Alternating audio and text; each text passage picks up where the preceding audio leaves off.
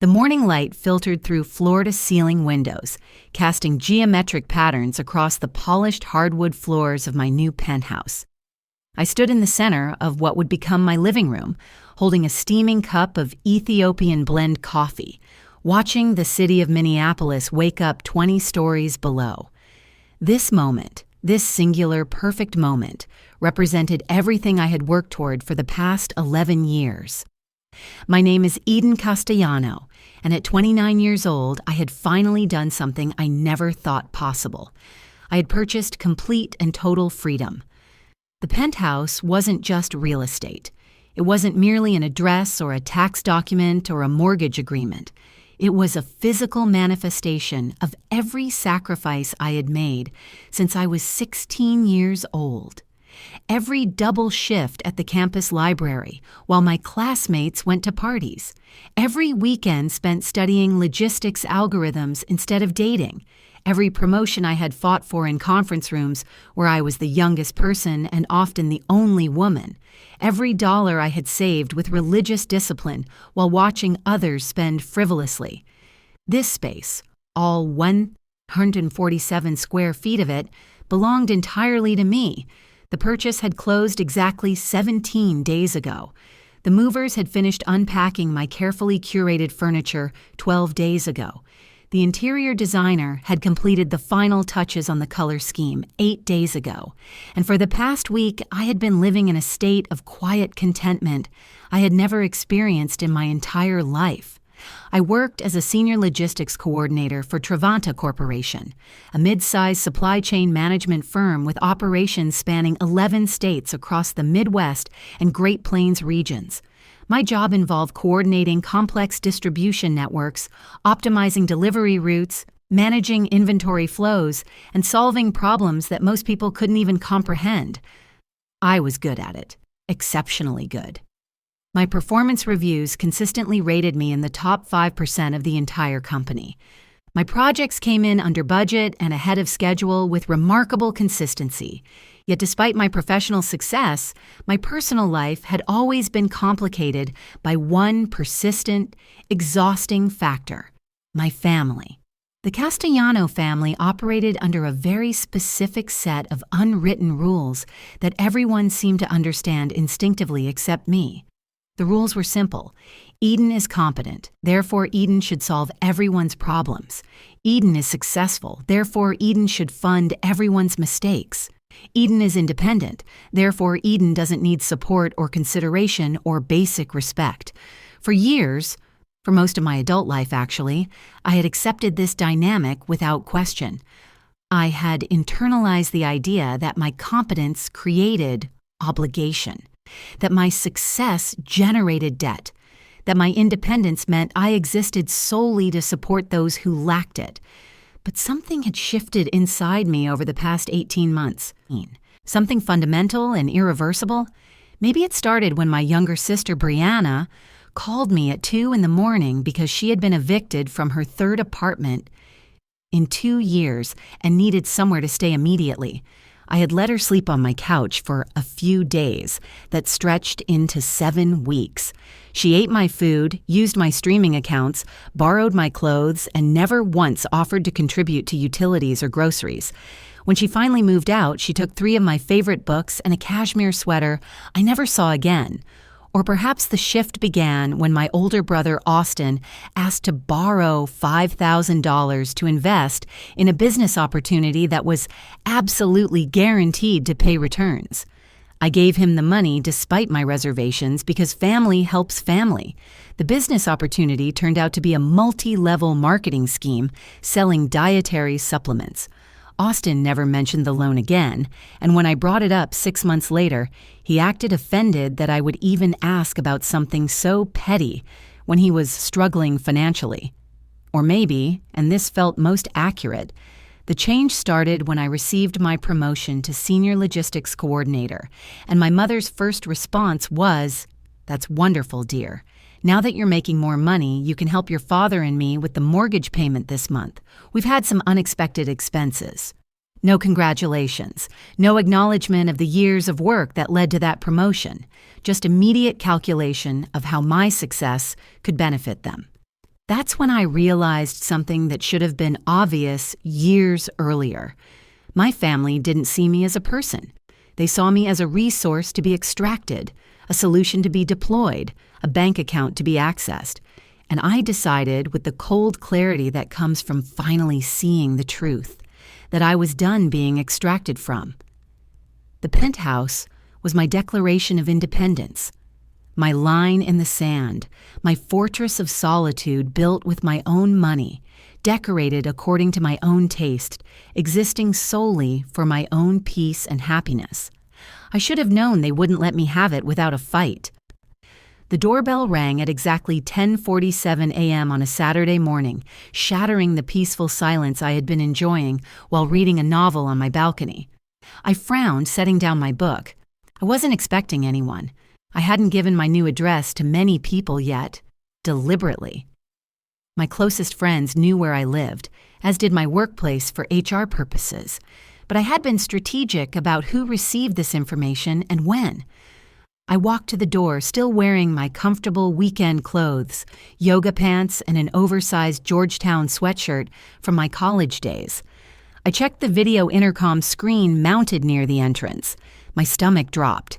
Standing in my hallway, looking directly at my door camera, was my mother. Behind her stood my father, my sister Brianna, and my brother Austin. All four of them. They were holding boxes, stacked moving boxes and bulging shopping bags, and what appeared to be a desk lamp. My hand froze halfway to the door handle as my brain tried to process what I was seeing. I opened the door slowly, keeping my expression neutral despite the alarm bells screaming in my head. "Mom," I said, my voice carefully measured. "What's going on? Why are you all here?" My mother, Patricia Castellano, stepped forward with the confidence of someone who had never been told no in her entire life. She was 57 years old, impeccably dressed in designer casual wear that probably cost more than my monthly utilities, with professionally colored hair and the kind of manicure that required weekly maintenance. She smiled at me like she was delivering good news.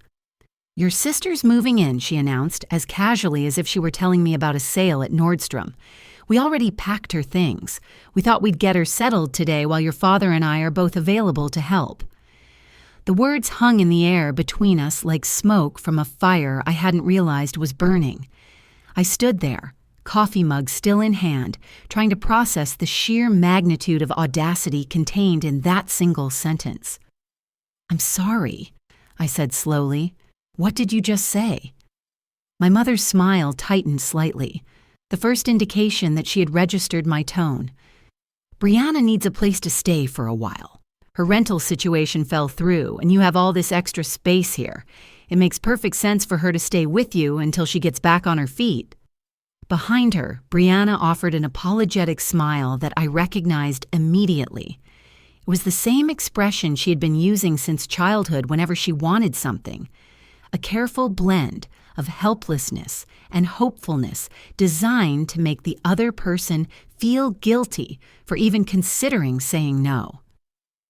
My father, Robert Castellano, shifted his weight from one foot to the other, holding a cardboard box labeled kitchen stuff in black marker. He was 61. With graying hair he refused to dye, and the slightly defeated posture of a man who had spent his entire marriage deferring to his wife's decisions. "It's temporary, Eden," he said, in that placating tone he always used when trying to smooth over one of my mother's unilateral decisions. "Just until Brianna finds a new apartment. A couple of months at most." Austin, my 32-year-old brother, stood slightly behind everyone else, holding 2 shopping bags. He wasn't looking at me. Instead, his eyes were roaming around what he could see of my penthouse with an expression that was equal parts envy and resentment. I felt something cold and hard crystallize in my chest. This was it. This was the moment I had been preparing for. "Come inside," I said, stepping back from the doorway and gesturing them in. "Set the boxes down wherever. I'll get everyone something to drink." They filed past me, and I noticed that Brianna wouldn't quite meet my eyes. My mother immediately began touring my space, her heels clicking authoritatively on the hardwood floors, examining everything with the critical eye of someone appraising property. "This really is lovely, Eden," she said, running her hand along the back of my new sofa. "Much larger than your old apartment. You really don't need all this space for just yourself." I walked to the kitchen, my mind moving through the plan I had constructed weeks ago. My hands were steady as I pulled glasses from the cabinet. "Water? Coffee? I have some fresh juice," I offered. "We're fine," my mother said dismissively, waving away my hospitality. "Let's just get Brianna settled. Your father and I have dinner reservations at 6. They moved through my apartment like they owned it, opening doors without asking, peering into rooms, discussing furniture placement and color schemes for Brianna's new living space, my living space, my home that I had purchased with money I earned through years of relentless work. I followed them silently, watching this performance with a strange sense of detachment. Austin was examining my media console, running his fingers along the edge of my television. "This must have cost a fortune," he muttered. 75-inch? 80? 77, I said flatly. He shook his head with a small, bitter laugh. "Must be nice. Some of us are still using the same TV we bought 10 years ago." "Some of us saved for it," I replied, unable to keep the edge entirely out of my voice. His jaw tightened, but he didn't respond. My mother had reached the hallway that led to the bedrooms. "Brianna can take the guest room, obviously," she was saying to my father. "It's more than big enough, and Eden barely uses that space anyway." They walked down the hallway with absolute confidence, already planning how they would reorganize my home to accommodate Brianna's needs, already assuming I would simply comply without protest or objection. They reached the second door on the left, the room they had designated as Brianna's new bedroom, without consulting me, without asking permission, without showing even basic respect for the fact that this was my home. My mother reached for the handle.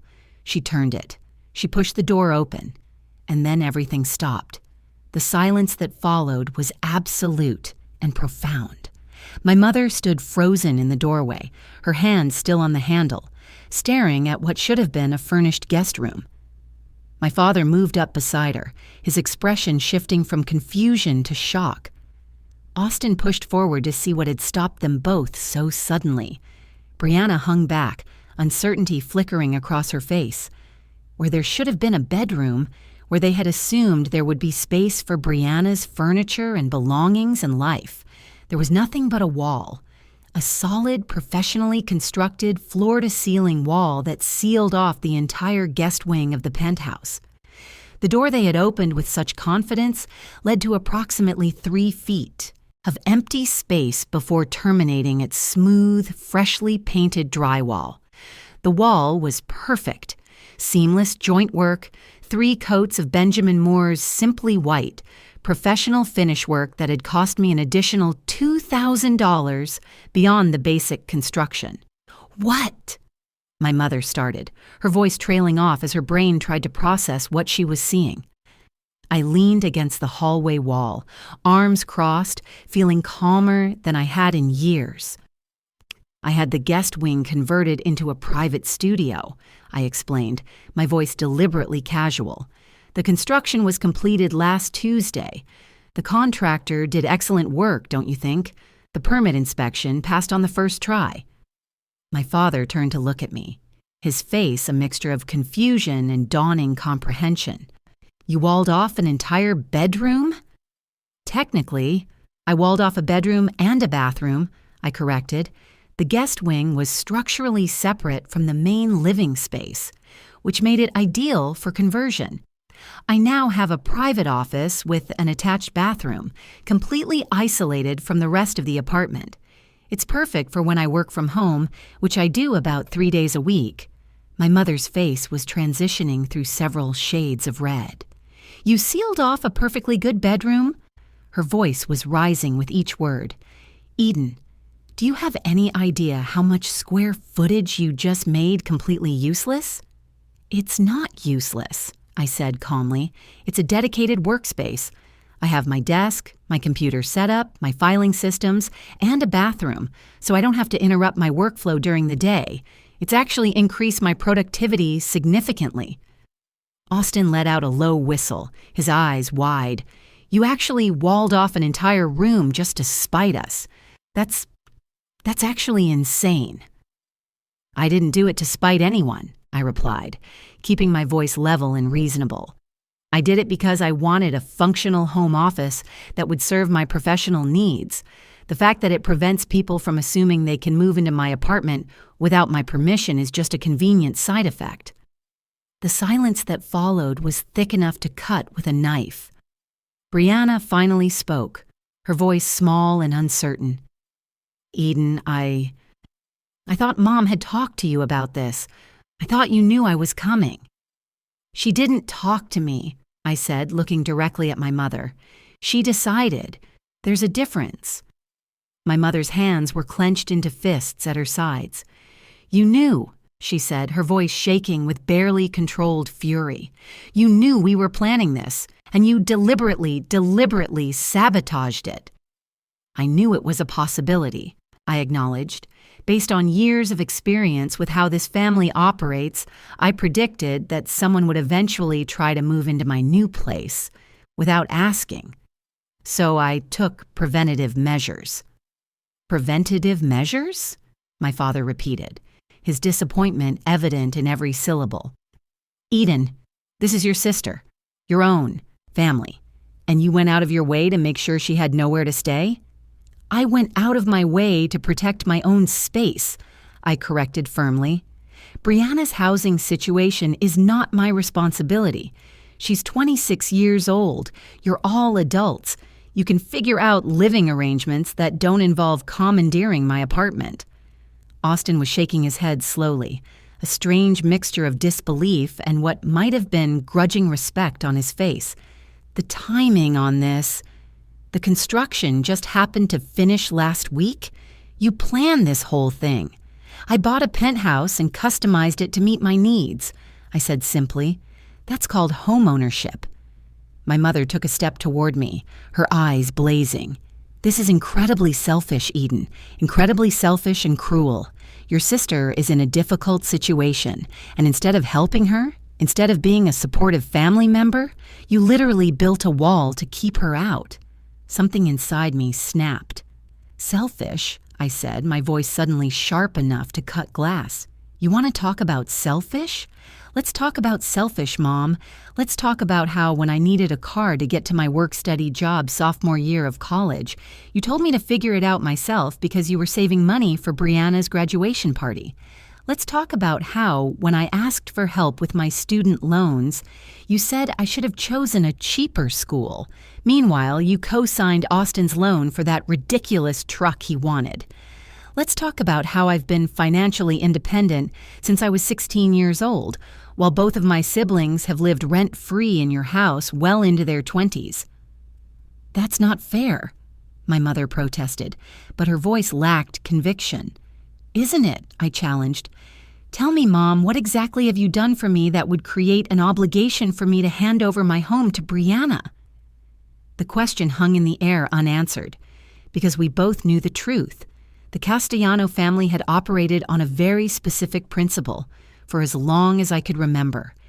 Eden doesn't need help, because Eden is capable of helping herself. And because Eden is capable, Eden should help everyone else. I had been giving and giving and giving for years, and they had been taking without ever once asking what I needed or wanted or felt. My father ran his hand through his graying hair, a gesture of frustration I remembered from childhood. "Eden, we just assumed. We thought you'd understand." "You assumed," I interrupted. "You assumed my space was your space to allocate. You assumed I would just go along with whatever you decided. You assumed wrong." Brianna's eyes were filling with tears. "Eden, I really didn't mean for this to turn into such a big thing. I swear I didn't know they hadn't talked to you. If I had known, I never would have—" "It doesn't matter," I said, softer now. "Even if you didn't know, Even if you genuinely thought this was all arranged, the fundamental problem remains the same. Nobody asked me. Nobody considered whether this was what I wanted. Nobody thought about my needs or my boundaries or my right to control my own living space.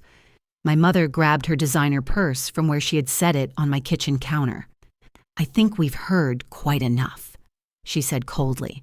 "Let's go. We're clearly not wanted here.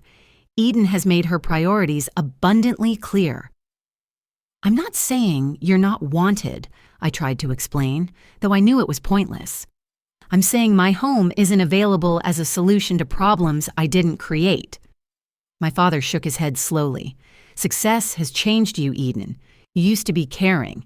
Now you're just cold." That word, cold, landed like a physical blow, but I held my ground. "No," I said quietly. "I haven't changed. I've just stopped letting you take advantage of me. There's a difference." They gathered the boxes they had brought, moving with stiff, angry gestures. Nobody spoke. The silence was heavy with years of unspoken resentments finally breaking the surface. Austin paused at the door, turning back to look at me. "For what it's worth," he said, his voice strange and difficult to read, "that was pretty genius. Messed up, but genius." Then they were gone, the door clicking shut behind them with a sound that felt remarkably final.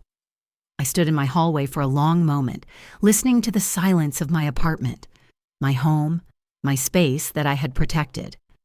My hands were shaking slightly, adrenaline flooding my system, but underneath the physical reaction, I felt something else entirely. I felt free. The first week after my family's departure was characterized by a silence so profound it felt almost sacred. Nobody called, nobody texted, no one showed up at my door demanding explanations or apologies. It was as if the entire Castellano family had collectively decided to pretend I no longer existed, and honestly, I welcomed it. I went to work each day at Travanta Corporation, where I was deep into planning a major expansion of our distribution network into Wisconsin and Iowa. The project was complex, requiring coordination between multiple warehouse facilities, transportation partners, and inventory management systems. It demanded every ounce of my analytical skills and attention to detail. I found the work satisfying in a way that personal relationships had never been. In logistics, problems had solutions. Variables could be controlled. Success could be measured objectively. There was no manipulation, no guilt-tripping, no emotional blackmail, just data, analysis, and results. My colleague, Fiona Chen, who worked in procurement, noticed the change in my demeanor during one of our regular coffee breaks. We were standing in the break room on the 14th floor, waiting for the ancient Keurig machine to produce something resembling coffee. "You seem different lately," she observed, studying my face with her characteristic directness. Fiona was in her mid-30s, Chinese-American, with a sharp wit, and absolutely no patience for nonsense. "Different how?" I asked. "Lighter," she said after a moment's consideration. "Like you're not carrying around a massive weight anymore. Did something happen?" I smiled slightly. I set a major boundary with my family, and I actually stuck to it for the first time in my adult life. Fiona grinned. "Good for you. Boundaries are underrated. Everyone talks about self-care like it's bubble baths and face masks, but real self-care is telling people to fuck off when they're using you." I laughed, genuinely laughed, for the first time in days. "That's exactly it." "What did they want?" she asked, dumping 3 packets of sugar into her coffee. My sister tried to move into my new penthouse without asking. My parents showed up with all her stuff already packed and announced she'd be staying with me indefinitely. Fiona's eyebrows shot up. "Jesus, what did you do?" "I had already walled off the guest room," I said simply. "Converted it into a private office. There was literally no space for her to stay." Fiona stared at me for a long moment, then burst out laughing, loud enough that several people in nearby cubicles turned to look. "That is the most beautifully petty thing I've ever heard. You literally built a wall? Like actual construction? Drywall, insulation, paint, the works, past inspection and everything. I love you, Fiona declared solemnly. That is next-level boundary setting. How did your family react? About how you'd expect. Lots of accusations about how selfish and cold I've become. My mother said success had changed me. My father looked disappointed in that specific way parents do when you refuse to let them control you. Fiona nodded knowingly. The guilt trip. Olympic-level guilt tripping, I confirmed. And how do you feel about it? I considered the question carefully, examining my emotional state with the same analytical approach I used for work problems. Honestly, I feel good, better than I have in years. I don't miss them at all, not the real them anyway. Maybe I miss the idea of them, the fantasy version of family I always wished we could be. But the actual reality? I don't miss that dysfunction at all. Good, Fiona said firmly. Family relationships should add value to your life, not drain you dry. If they can't respect basic boundaries, then they don't deserve access to you. That conversation stayed with me throughout the week, reinforcing the decision I had made, but my family wasn't done trying. On Thursday afternoon, exactly 6 days after the wall incident, my phone rang during my lunch break. I was sitting at my desk eating a salad and reviewing supplier contracts when my mother's name flashed across the screen. I stared at it for a long moment before answering. Hello? Eden, we need to talk. My mother's voice was controlled, carefully modulated to sound reasonable and mature, but I could hear the anger simmering underneath. About what? I asked, though I knew exactly what this conversation would be about. About what you did. About that wall. About the way you treated your family when we were only trying to help Brianna. I set down my fork, leaning back in my office chair. What about it, Mom? You deliberately sabotaged this arrangement, she said, her voice rising slightly, despite her obvious efforts to remain calm. You knew Brianna needed a place to stay, and you went out of your way to make sure she couldn't have one. I went out of my way to create the home environment I needed, I corrected. Brianna's housing situation isn't my responsibility. She's your sister, Eden, your own flesh and blood. And this is my apartment, I replied evenly. My home that I bought with my own money. I'm allowed to make decisions about my own space without asking permission from anyone. There was a long pause. Then my mother's voice turned cold. You've changed, Eden. Ever since you got that promotion and started making real money, you've become completely self-centered. You only think about yourself now. I actually laughed at that. Selfish? Mom, I've spent my entire adult life sacrificing for this family. I've loaned money that was never repaid. I've covered expenses that were never reimbursed. I've listened to hours of complaints and drama without ever asking for support with my own problems. And now, because I won't hand over my home like it's community property, I'm suddenly selfish? You're being overly dramatic, she said dismissively. No, I'm being honest, and you don't like it because my honesty doesn't serve your purposes. Another long pause. Your father and I are very disappointed in you, she finally said, deploying what she clearly thought was her most effective weapon. We raised you better than this. I know you're disappointed, I said quietly. You've been disappointed in me for years, Mom. The only difference now is that your disappointment doesn't control me anymore. I ended the call before she could respond. My hands were trembling slightly, but I felt oddly calm. For years, I had been terrified of disappointing my parents, of being seen as difficult or ungrateful or selfish. But that fear no longer had power over me. The phone calls continued throughout the week. My mother called 7 more times. My father left 4 voicemails, each one a variation on the theme of how I was tearing the family apart. Austin sent a series of text messages. You're really going to let Mom and Dad suffer like this? Brianna is staying in a motel right now. I hope you feel good about yourself. You've always thought you were better than the rest of us. Hope your fancy penthouse is worth losing your family over." I didn't respond to any of them. Brianna's messages were different, softer, more guilt-laden. "Eden, I'm really sorry about how everything went down. I didn't know they hadn't talked to you first.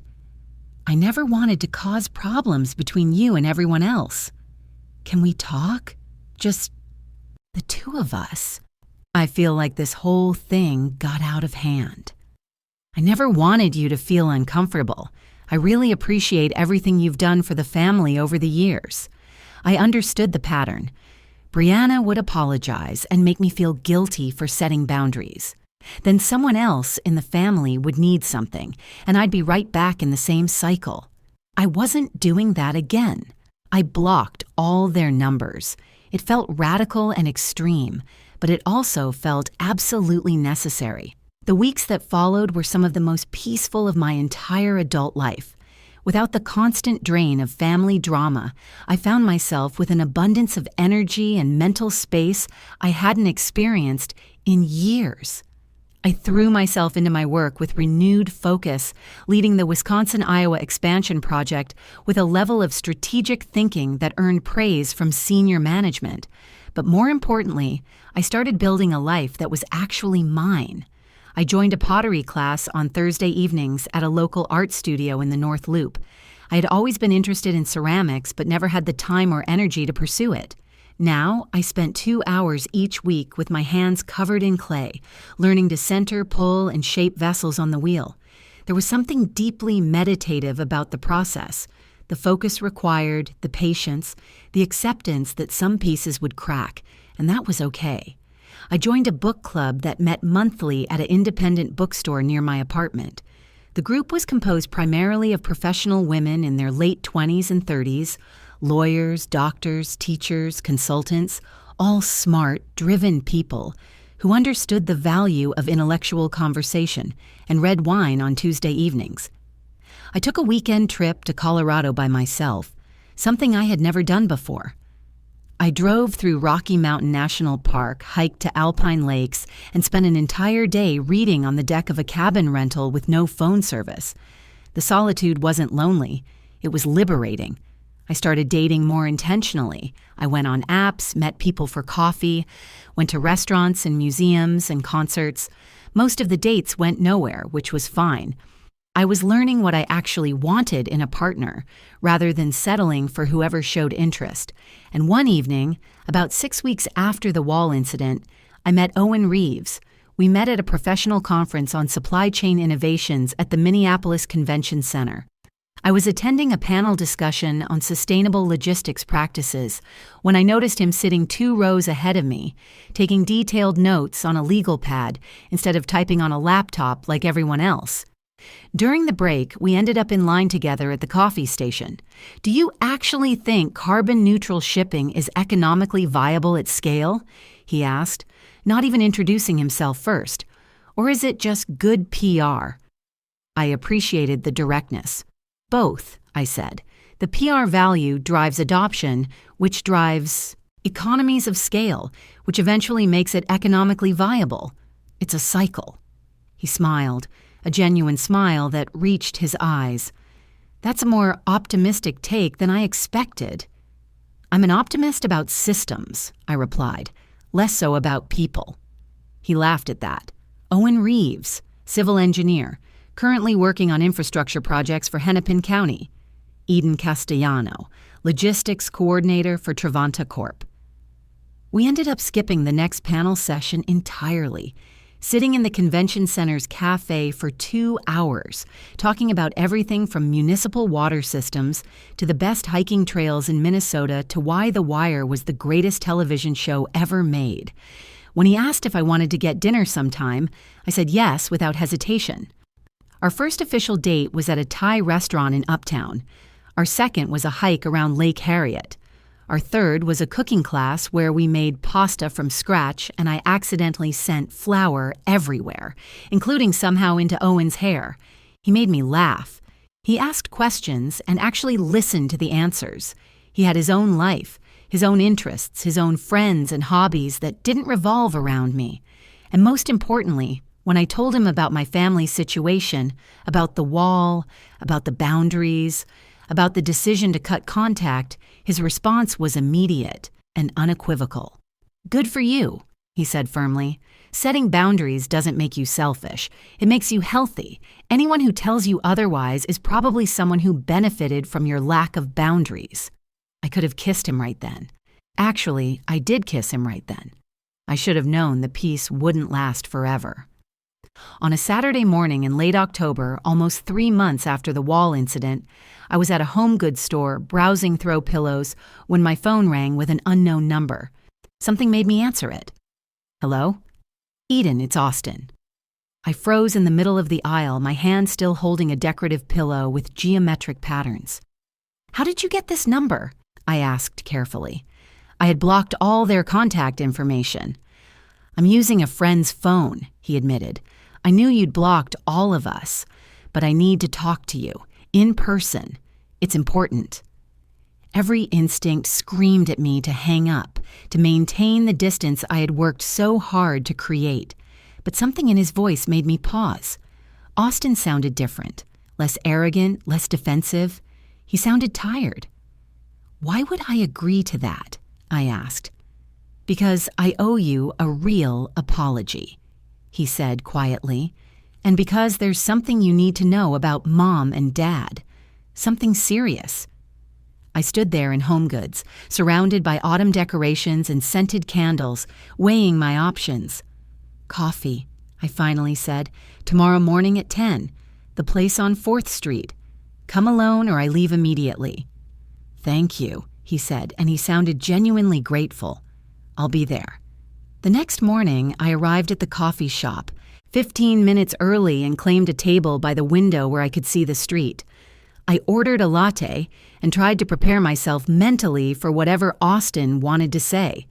He arrived exactly on time, looking noticeably different from the last time I had seen him. He was thinner, with dark circles under his eyes that suggested he wasn't sleeping well. He wore jeans and a plain sweatshirt instead of his usual designer labels. He spotted me immediately and walked over, hesitating for a moment before sitting down. "Thanks for meeting me," he said. "I wasn't sure you would." "I'm here," I said neutrally. "Say what you need to say." He took a deep breath. "I've been doing a lot of thinking since that day at your apartment, about how we've treated you over the years, about how I specifically have treated you, and you were right about everything." I didn't say anything, just waited for him to continue. "We took you for granted," he said, looking down at his hands. "We made assumptions about your time, your money, your space. We acted like you owed us something just because we're family. And when you finally stood up for yourself, we tried to make you feel like you were the villain." "What changed?" I asked directly. He looked up, meeting my eyes. "I moved out of Mom and Dad's house. Finally. Got my own apartment about 6 weeks ago. Nothing fancy. Just a studio on the east side, but it's mine. And for the first time in my life, I'm paying all my own bills, managing everything myself without anyone doing it for me." "Good for you," I said, and I meant it. "It's been really hard," he admitted. "Way harder than I thought it would be. And it made me realize just how much you've been handling on your own for years while I was sitting in my childhood bedroom judging you for being successful." I took a sip of my coffee, processing his words. "Is that what you wanted to tell me?" I asked. "Partly," he said, "but there's something else, something bigger." He leaned forward, lowering his voice. "Mom and Dad are in serious financial trouble, Eden. Bad debt, really bad." That got my attention. "How bad?" "Bad enough that they're looking at potentially losing the house if they don't figure something out soon. They've been borrowing against credit cards, taking out personal loans to maintain their lifestyle.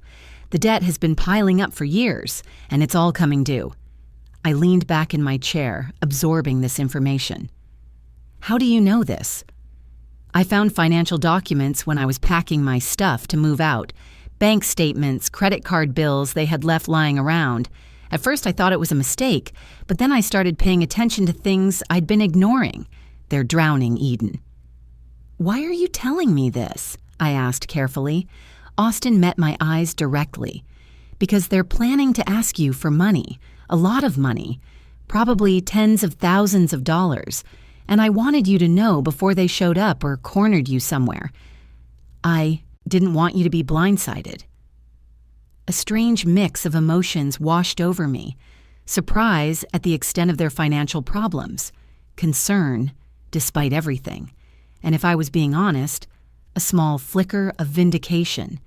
They had spent years projecting an image of stability and success while judging my choices, and now that facade was crumbling. "And you think I should help them?" I said. "No," Austin said, surprising me completely.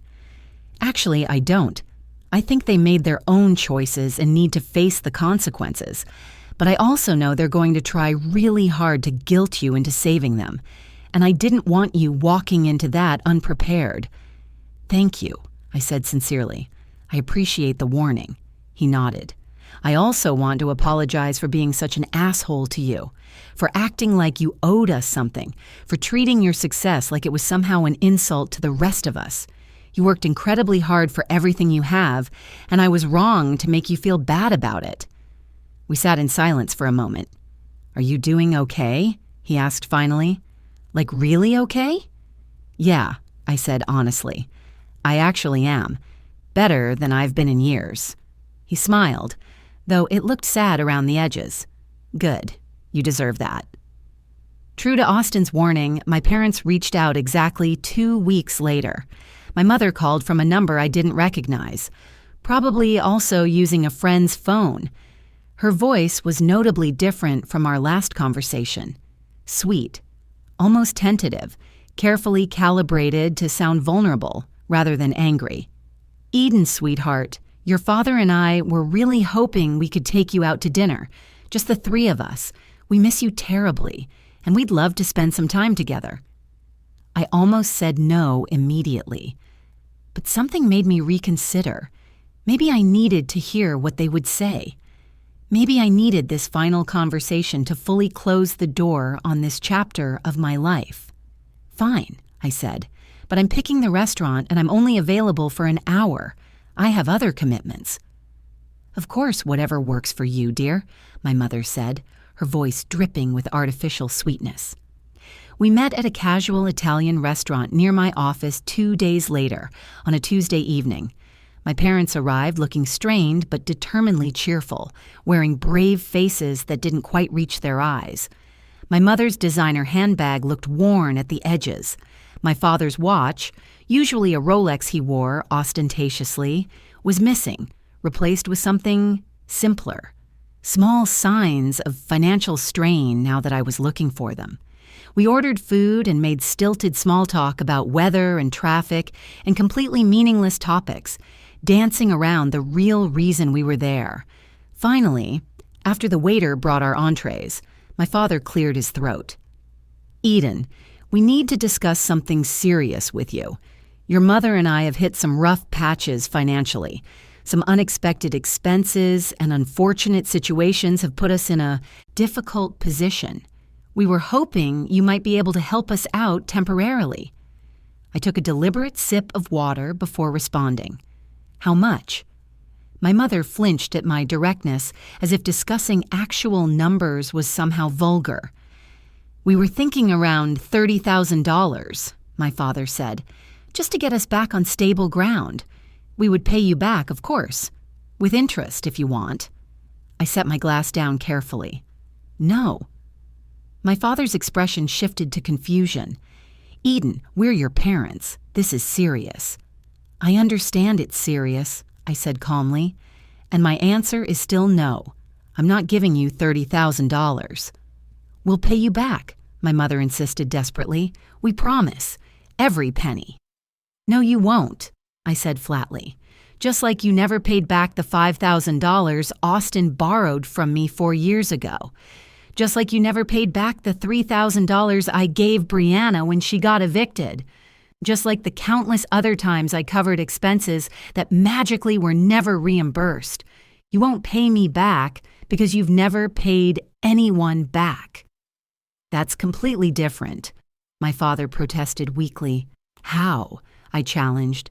Explain to me exactly how this is different. He opened his mouth, but no words came out.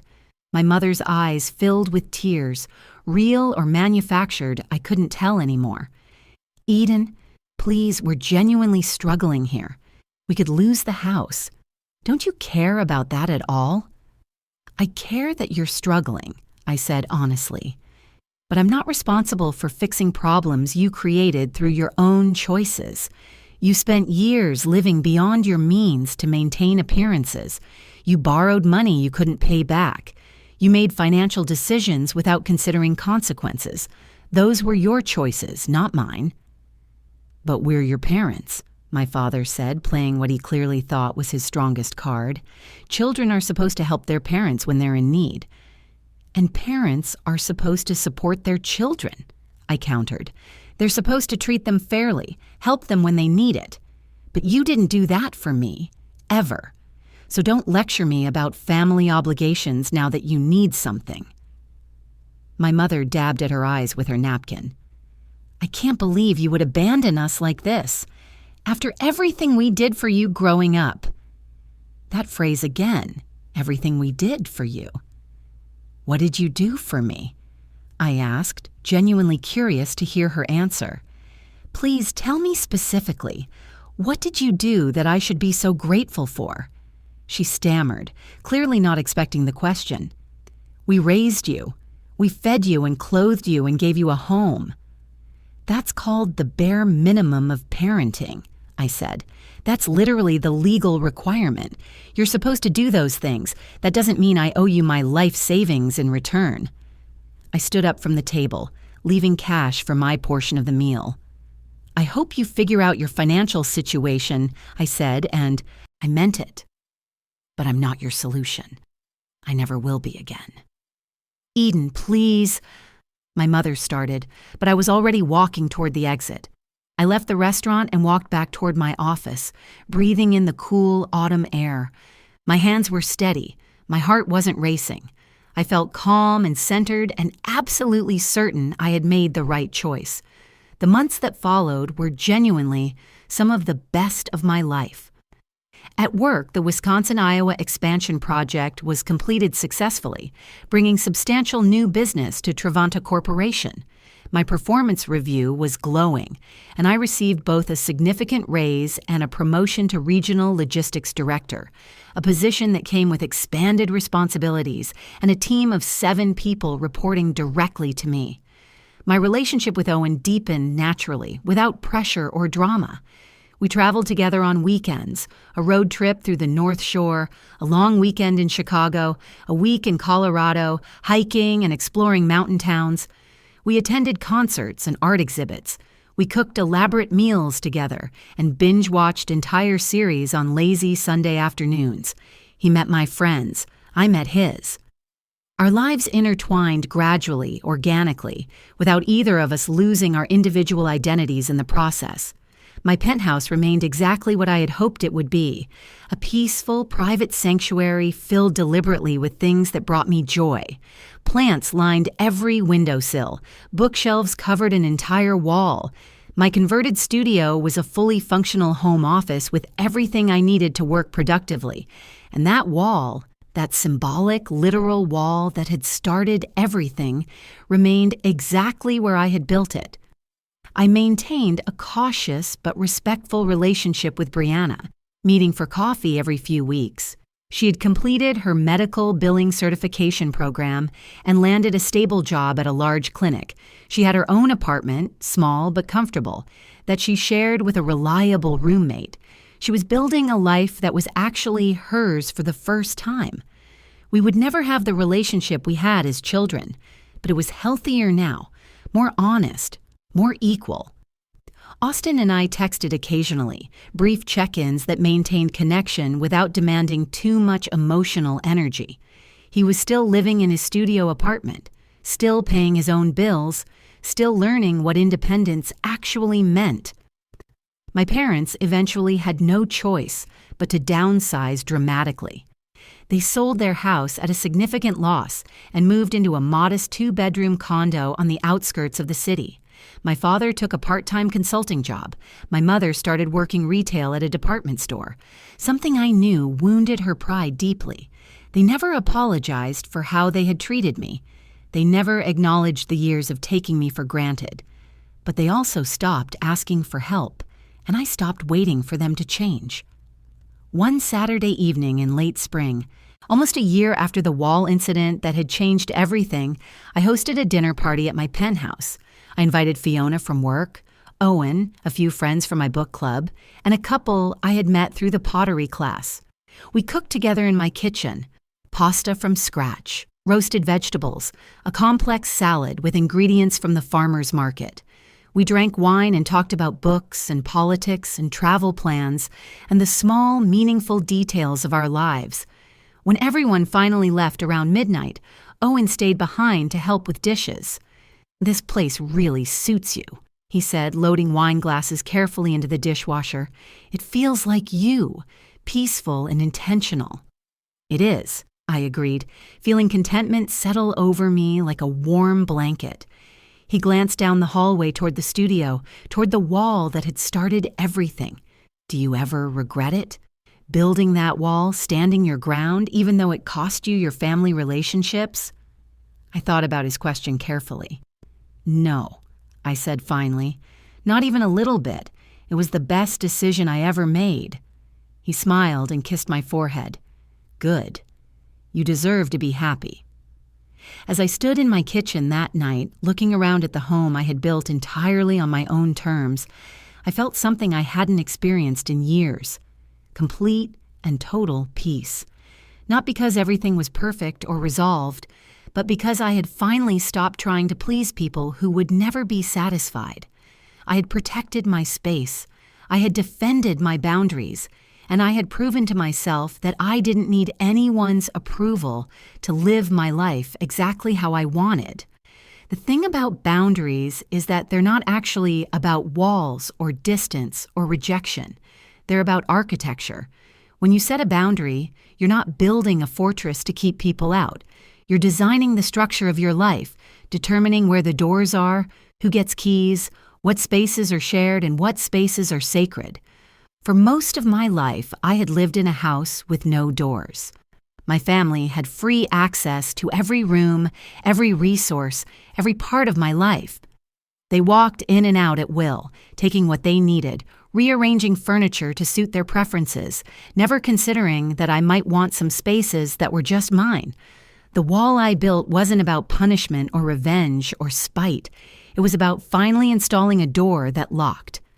18 months after the initial incident, I received a text message from an unknown number. "This is Brianna, using a new phone. I wanted to let you know that I'm engaged. His name is Marcus. We met at work. The wedding is in October. I know things between you and the family are complicated, but I'd really like you to be there if you're willing." I stared at that message for a long time, feeling a complex mix of emotions. I was genuinely happy for Brianna. She had been building a stable, independent life, and an engagement was a natural next step. But I also knew that attending her wedding would mean being in the same space as my parents, potentially facing pressure to reconcile, to forgive, to pretend that everything was okay when it fundamentally wasn't. I thought about it for 3 days before responding. "Congratulations on your engagement. I'm genuinely happy for you. I need to think about the wedding. Can we talk in person?" We met at our usual coffee shop the following Saturday. Brianna looked different, more confident, more settled. She wore an engagement ring that was modest but beautiful, clearly chosen with care rather than to impress. "Thank you for meeting me," she said. "I know this is complicated." "It is," I agreed. "But I'm glad you reached out." She took a breath. "I want you at my wedding, Eden. You're my sister. But I also understand if you can't be there, if it's too difficult given everything that's happened with Mom and Dad." "How are they?" I asked. "Struggling," she said honestly. "The downsizing was hard on them, especially Mom. She's had to let go of a lot of the image she maintained for years. Dad seems more accepting of it, but Mom is bitter." "About me?" I asked. About a lot of things, Brianna said carefully. But yes, you're part of it. She still doesn't understand why you won't help them. And you, I asked, do you understand? Brianna nodded slowly. I do now. It took me a while, longer than it should have, honestly. But I get it. We treated you like you existed solely to solve our problems. We took and never gave anything back. You had every right to say no. Thank you for saying that, I said quietly. I mean it, she insisted. You setting that boundary was probably the best thing that ever happened to this family, even if it didn't feel like it at the time. It forced all of us to grow up and take responsibility for our own lives. We sat in silence for a moment. I'll come to your wedding, I said finally. But I need you to understand that I'm not reconciling with Mom and Dad. I'll be polite if we're in the same space, but I'm not pretending everything is okay. And if anyone tries to corner me or pressure me or create drama, I'll leave immediately. That's fair, Brianna said. I'll make sure they know. This is my day and I don't want family drama ruining it any more than you do. The wedding was in October, held at a small vineyard outside the city. I brought Owen as my date, which helped significantly. Having him beside me created a buffer, a reminder that I had my own life, my own relationships, my own happiness that existed completely independent of my family. My parents were there, of course. My mother looked older, more tired, her designer clothes replaced with more modest options.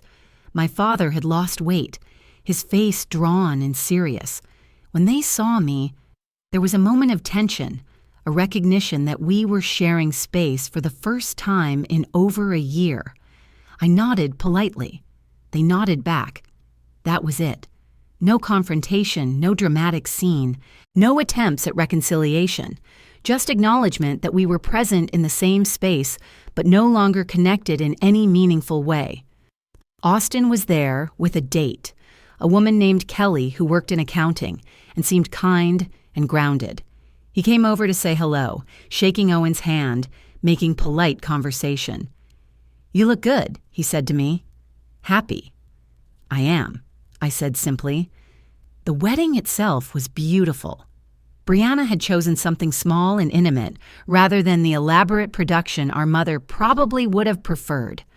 Her husband Marcus seemed genuinely kind, the kind of person who looked at her like she was the most interesting person in the room. During the reception, Brianna pulled me aside. Thank you for coming, she said. It means more than you probably know.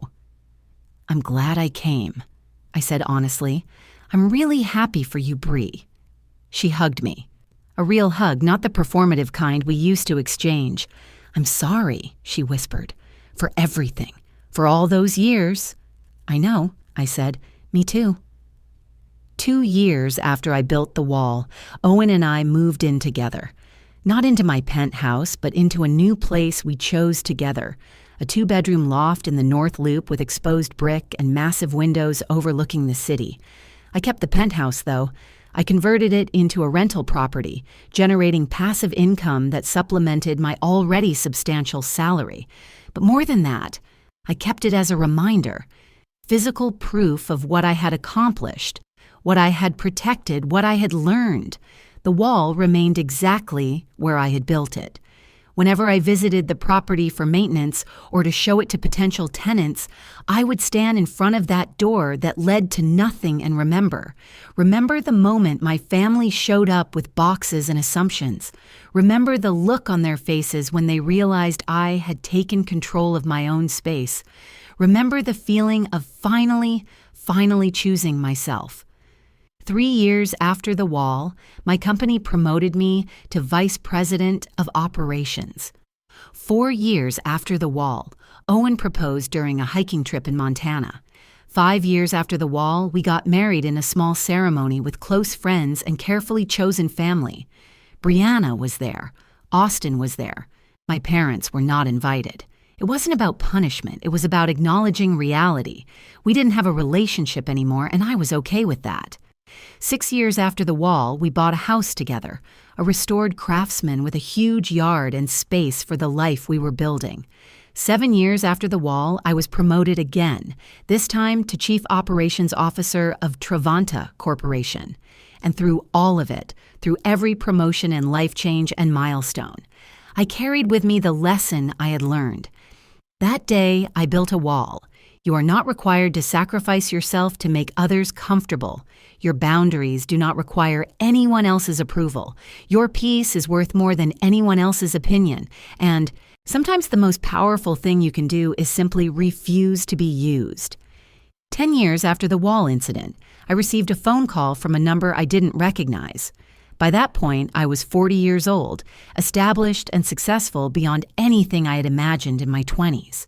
Owen and I had 2 children, a daughter named Maya, who was 3, and a son named Julian, who was 1. I was COO of a major corporation. I owned multiple properties. I had built a life characterized by intention, boundaries, and genuine happiness.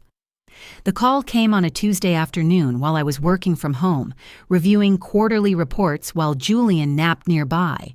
"Hello? Eden?" The voice was elderly, unfamiliar. "This is Janet Morrison. I'm calling from Fairview Hospital. I'm a social worker here, and I'm calling about your mother, Patricia Castellano." My stomach dropped. "What happened?" "Your mother had a stroke 3 days ago. She's stable now, but the prognosis is uncertain. Your father has been here, and he asked if we could reach out to you." I sat there in my home office holding the phone, feeling absolutely nothing. No rush of concern. No immediate impulse to drop everything and rush to her bedside. Just a strange, detached curiosity about what I was supposed to feel in this moment. "How serious is it?" I asked. "She's in critical but stable condition. The next few days will be crucial in determining long-term impacts. I understand there's been some family estrangement, but your father felt you should know." "Thank you for calling," I said. "I'll need to think about this." After I hung up, I sat there for a long time, watching my son sleep peacefully in his crib, thinking about cycles and patterns and what we owe to people who gave us life, but never really gave us love. I talked to Owen that evening after the kids were in bed. "I don't know what I'm supposed to feel," I admitted. "Part of me thinks I should feel guilty for not immediately rushing to the hospital, but mostly I just feel nothing." Owen took my hand. "You don't owe her anything, Eden, not after everything that happened. If you want to visit her, we can do that. If you don't want to, that's okay too. There's no right answer here." "I keep thinking about what it will teach our kids," I said quietly. "If I go, am I teaching them that you have to forgive people no matter how they treat you? If I don't go, am I teaching them to be cold and unforgiving?" "I think you're teaching them that boundaries matter," Owen said gently. "That you don't have to set yourself on fire to keep other people warm. That love without respect is hollow." I thought about that for a long time. The next day, I called the hospital and asked to speak with the social worker. "I'm not coming to visit," I said clearly, "but I want to know how she's doing.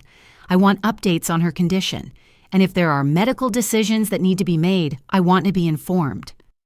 "I understand," Janet said, her voice neutral and professional. "Would you like me to let your father know you called?" "Yes," I said. "Tell him I hope Mom recovers. Tell him I genuinely mean that, but also tell him I'm not coming." My mother survived the stroke, though it left her with significant impairments. She spent months in rehabilitation, learning to walk again, to speak clearly, to perform basic tasks. My father called me once during that period, not to ask for money or help, but just to let me know how she was doing. "She asks about you sometimes," he said quietly. "She doesn't always remember what happened between you two, but she remembers she has a daughter named Eden." "How are you doing, Dad?" I asked. He was quiet for a long moment. "I'm tired, Eden, really tired. And I've been thinking a lot about the choices I made, the things I didn't say, the times I should have stood up for you and didn't." "Yeah," I said softly. "You were right," he said, his voice breaking slightly, "about all of it. We took you for granted. We treated you like you existed to solve our problems. And when you finally said no, we acted like you were the villain. You weren't. We were. I felt tears prickling at my eyes, the first real emotion I had felt about my parents in years. Thank you for saying that, I whispered. I don't expect you to forgive us, he continued. I don't think I'd forgive us if I were you, but I wanted you to know that I see it now. I understand what we did. We talked for a few more minutes before hanging up. I didn't reconcile with them. I didn't start visiting or rebuilding the relationship, but I felt something shift, a release of the last remnants of resentment I had been carrying. Not forgiveness exactly, but acceptance. Acknowledgement that they were flawed humans who had done damage and were now living with the consequences. Now, 15 years after I built that wall, I'm 44 years old. My children are growing up in a home characterized by clear boundaries, mutual respect, and unconditional love that doesn't require them to sacrifice themselves. I teach Maya and Julian that it's okay to say no, that protecting your peace isn't selfish, that family relationships should add to your life, not drain it dry. I'm still close with Brianna, who has 2 children of her own now. Our kids play together on weekends. We've built something new, not the relationship we had as children, but something more honest and more sustainable. Austin and I exchange Christmas cards and occasional texts. He married Kelly and seems genuinely content with a quiet, ordinary life. My mother is still alive, living in an assisted living facility with my father nearby. I send cards on holidays. I contributed financially to her care after the stroke, not because I owed it to her, but because I could afford it and it felt like the right thing to do. But I never went back. I never pretended everything was okay. I never sacrificed my peace for the comfort of pretending we were a functional family. The penthouse I bought 15 years ago is still in my portfolio, still generating income, still standing as a monument to the moment I finally chose myself. And that wall, that literal, symbolic, transformative wall, is still there. Sometimes I take my kids there when I need to do maintenance on the property. Maya once asked why there was a door that led to nothing. I knelt down to her level and said, because sometimes the most important thing you can do is protect your space. Remember that, sweetheart. You don't owe anyone access to your life, not even family. She nodded solemnly, not fully understanding, but absorbing the lesson anyway. Because that's what I'm building now. Not just a career or a portfolio or a comfortable life, but a legacy of boundaries. A generational shift away from obligation and toward autonomy. A new architecture of family that prioritizes health over history. The wall was never about revenge. It was about freedom. And 15 years later, I'm still free.